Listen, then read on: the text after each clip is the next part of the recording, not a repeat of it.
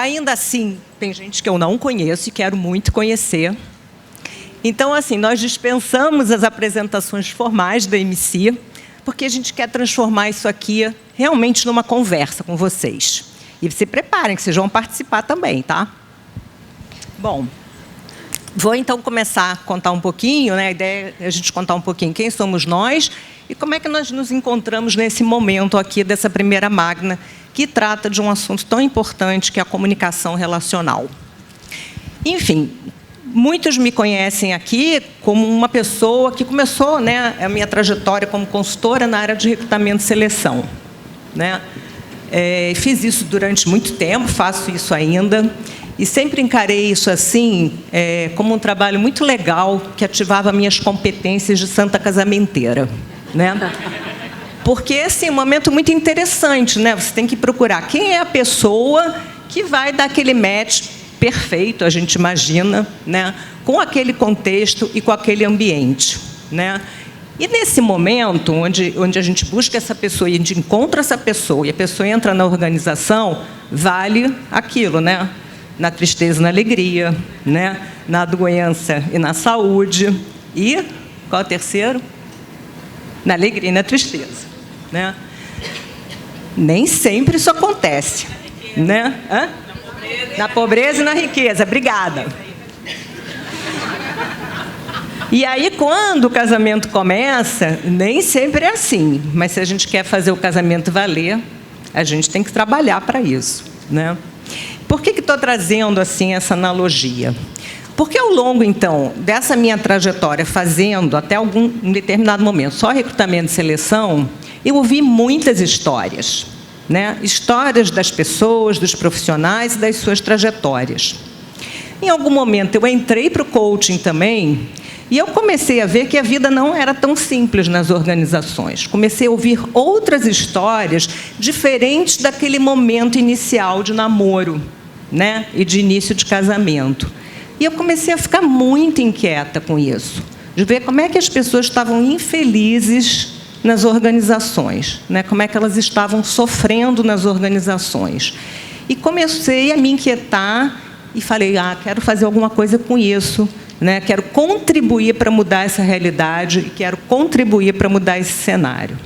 Então, há 8 anos atrás, essa minha inquietação me levou a descobrir uma formação em práticas de colaboração e diálogo, né? Eu fiz uma certificação de 1 ano, depois eu fiz um 2º ano e, em seguida, eu fiz uma pós-graduação em diálogos generativos, que são diálogos que geram novas ideias e novas possibilidades.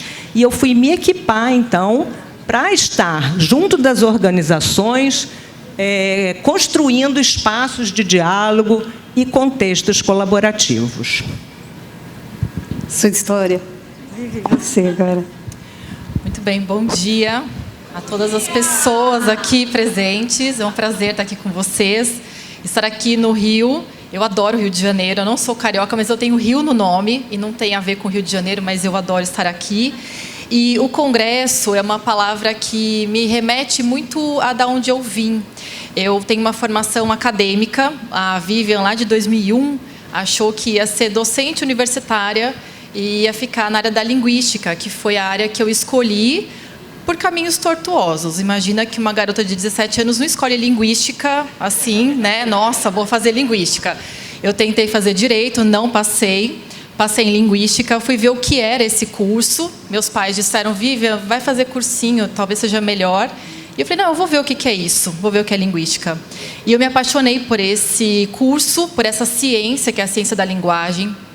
E eu gosto de contar essa história porque eu fui meio que descobrindo caminhos na linguística.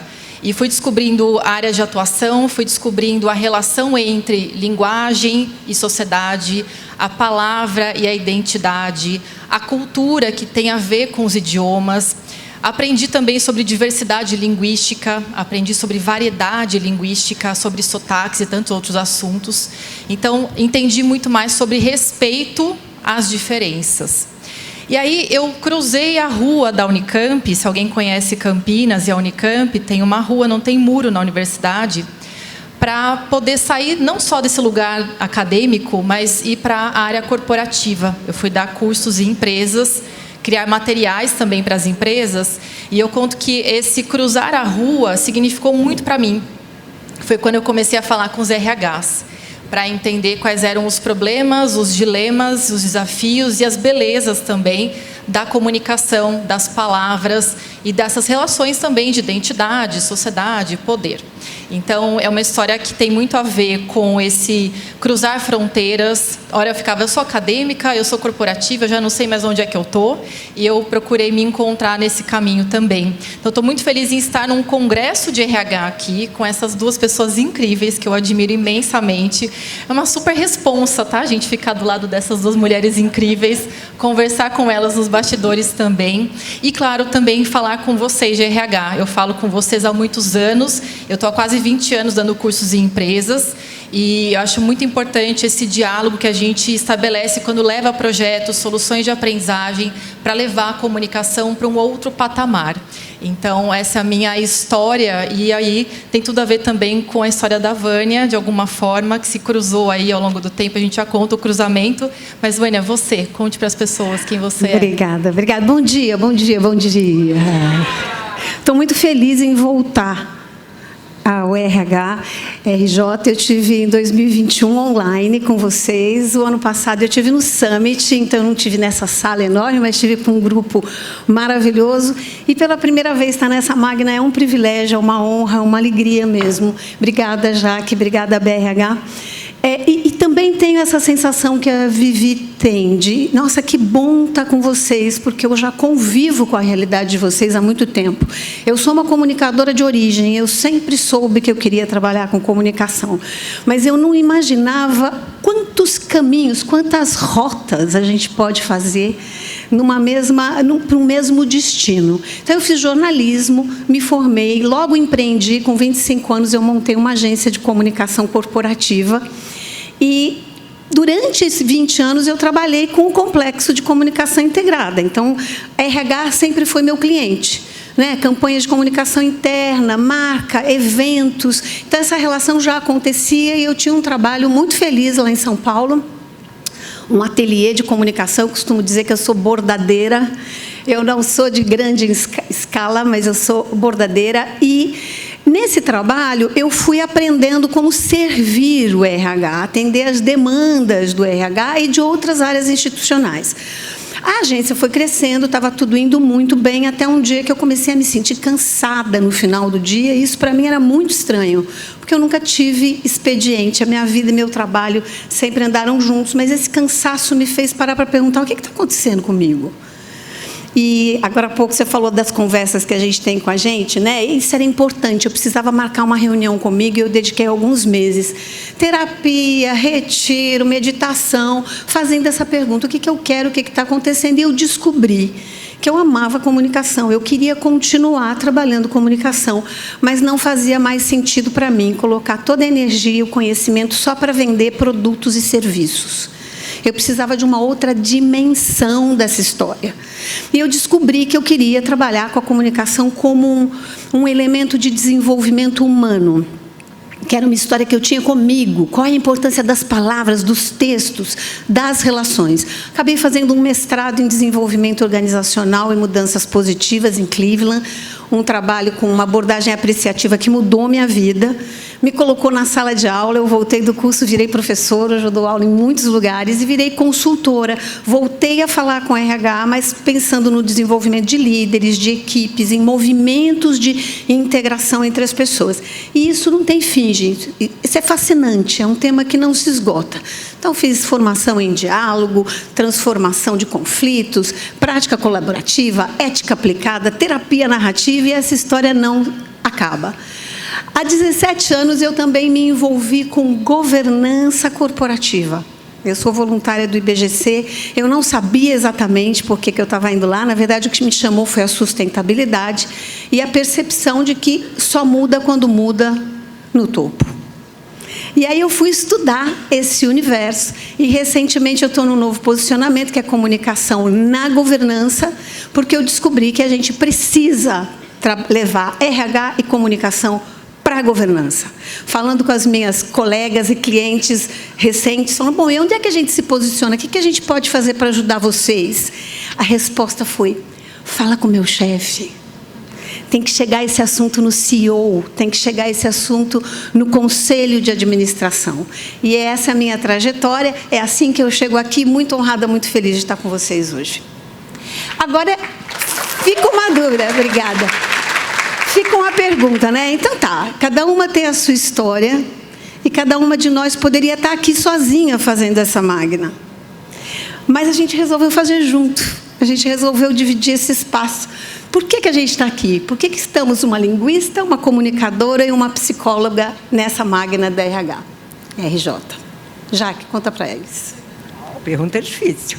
Bom, vou começar contando um pouco como é que o meu caminho, né, se cruzou com a Vânia e com a Vivi. Né? Vânia e eu nos conhecemos, né, na certificação em práticas de colaboração e diálogo, isso foi em 2016. E essa é uma certificação muito interessante, porque ela não é voltada para um público que trabalha somente em organizações. Aliás, naquela época, nós éramos poucas, né? O grupo vem crescendo. E a gente fez, então, uma formação bastante com colegas que vinham de áreas diferentes, sempre buscando como levar as práticas de colaboração e diálogo para vários contextos. Organizações, escolas, comunidades, pesquisa, consultórios de terapia, né? População de alta vulnerabilidade. Isso foi de uma enorme riqueza, né? Porque a gente começou a ver vários olhares, né, e aprender com a diversidade e com os contextos diferentes. Eu posso dizer que eu já trouxe coisas que eu via sendo aplicadas em outro contexto que eu trago para as organizações. Né? E aí a gente se encontrou na sala de aula, né, a Ivânia, fizemos o nosso trabalho de conclusão de curso juntas, né, estamos juntas, né, em capítulos diferentes num livro, né, sobre colaboração e diálogo, aportes teóricos e técnicos, e assim foi que nossos caminhos se cruzaram, nós estamos juntas várias vezes em várias jornadas da nossa comunidade. Mas Vivi é a minha mais recente best friend. Eu conheci lendo um artigo dela no LinkedIn, um artigo que ela havia publicado na Você RH e que se chamava, vamos ver se eu acerto, Por que trocamos tanta informação ou buscamos tanta informação e temos tão pouco assunto para conversas? Isso, porque consumimos tanta informação e temos poucas conversas. É mais ou menos assim, Jaque. Isso. Me apaixonei e fiz o seguinte comentário no LinkedIn. Está aí o texto que eu gostaria de ter escrito. Acontece com vocês? Responsa, né, gente? Me senti assim. Ai, para mim acontece às vezes. Eu falo assim, nossa, né?